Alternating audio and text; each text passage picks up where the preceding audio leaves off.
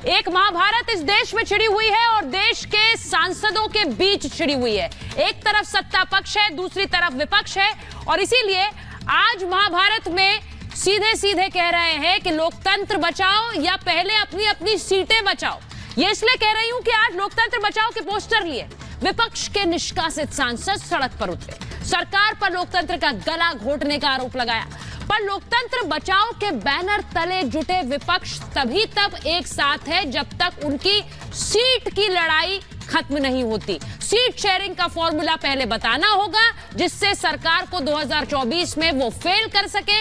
अगर वो seat sharing का फॉर्मूला तय नहीं हुआ तो विपक्ष की जो ये एकता लोकतंत्र बचाओ बैनर के तले नजर आ रही है, ये भी कहीं ना कहीं खत्म होती नजर आएगी। और इसीलिए वो डेडलाइन बहुत जरूरी है जो सीट शेयरिंग के लिए विपक्ष ने अपने लिए तय की है। उसी के ऊपर यह तय होगा कि लोकतंत्र बचाओ का परचम ये साथ मिलकर उठाएंगे या फिर बिखराव होगा। मैं सबसे पहले वही आपको दिखाना चाहती हूं कि आज सड़क पर प्रदर्शन कर रहे हैं, लेकिन ये वो समय है जब उन्हें 24 की तैयारी करनी है। तो सबसे पहले आपको दिखाना चाहती हूं कि 2024 में ग्राफिक दिखाइए। सबसे पहले आपको दिखाना चाहती हूं कि 2024 से पहले कैसे प्रदर्शन करेंगे तो सीट कब बांटेंगे। 31 दिसंबर की डेडलाइन भी तय नहीं है। ये डेडलाइन दी गई थी विपक्षी पार्टियों की बैठक में।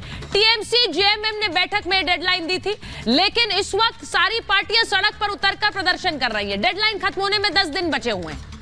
अब ऐसे में केजरीवाल आज से विपश्यना पर चले गए, यानी आम आदमी पार्टी के मुखिया विपश्यना पर है। 30 दिसंबर को वो वापस आएंगे, डेडलाइन तो पहले ही खत्म हो गई। नीतीश कुमार ने 29 दिसंबर को बैठक बुलाई है। उस बैठक में ही जेडीयू कोई बड़ा फैसला लेगी सीट शेयरिंग को लेकर, यानी मामला 29 तक टल गया। ममता बनर्जी पहले ही कांग्रेस को सिर्फ 2 सीटों का ऑफर दे चुकी हैं, सिर्फ 2 सीटें, बाकी नहीं मिलेंगी बंगाल के बिना, क्योंकि वहां अगर गठबंधन नहीं हुआ तो बंगाल के बिना 24 का अलायंस मुमकिन नहीं है। मायावती ने आज अखिलेश यादव की यानी समाजवादी पार्टी की मुश्किलें बढ़ा दी जब उन्होंने ये कहा कि कब किसकी जरूरत पड़ जाए पता नहीं है, क्योंकि अंदर खाने मायावती और कांग्रेस के बीच एक गठबंधन की भी बातें हो रही हैं। तो क्या अखिलेश यादव को किनारे लगाने का यह प्लान है? वहीं प्रदर्शन में सारी पार्टियां लगी हुई हैं, तो फिर सीट शेयरिंग पर बात कब होगी? क्योंकि अगर इस सरकार को हटाना है विपक्ष को तो सीट शेयरिंग भी करना होगा और इसी के साथ साथ इसी सीट शेयरिंग के बाद सरकार को हटाने का एक प्लान बन पाएगा। अब मैं आपको तस्वीरें दिखाना चाह रही हूं, तस्वीरें जो विरोध प्रदर्शन की हैं, जो आज देश भर से आई, उसमें कैसे ये प्रदर्शन हुआ। और ये बीजेपी ने प्रदर्शन किया है राहुल गांधी के खिलाफ। इस फ्रेम को ठीक करिए जरा लवीन, क्योंकि जिस तरह से आज प्रदर्शन हुआ उसमें पुतले फूके गए। वो पुतले फूकने की तस्वीरें दिखाइए जरा। वहां पुतले फूके गए न सिर्फ राहुल गांधी के बल्कि जगदीप धनखड़ के खिलाफ, क्योंकि प्रदर्शन के खिलाफ जिस तरह से मिमिक्री की गई, इसीलिए कल्याण बनर्जी के भी पोस्टर जलाए गए। और वहां पर ये प्रदर्शन की तस्वीरें, ये फुल फ्रेम चला दीजिए जरा। ये प्रदर्शन की तस्वीरें आज देश भर से आई क्योंकि बीजेपी ने हल्ला बोल दिया है। तो जिस सरकार को घेरने के लिए सांसद सड़क पर उतरे, क्या वो अब खुद घिरते हुए नजर आ रहे हैं? राहुल गांधी शर्म करो, राहुल गांधी शर्म करो।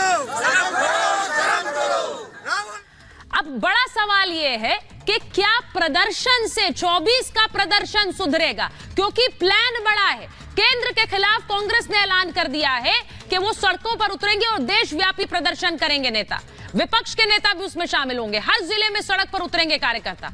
वहीं कल दिल्ली में भी बड़ा विरोध प्रदर्शन है, उसका प्लान बनाया गया है। जंतर मंतर पर सुबह 11 बजे से प्रोटेस्ट होगा और मल्लिकार्जुन खड़गे और राहुल गांधी दोनों इस प्रदर्शन को संबोधित भी करेंगे। अब सवाल यह है कि क्या इस प्रदर्शन से 24 का प्रदर्शन सुधरने वाला है? एक रिपोर्ट आप देख लीजिए, उसके बाद महाभारत।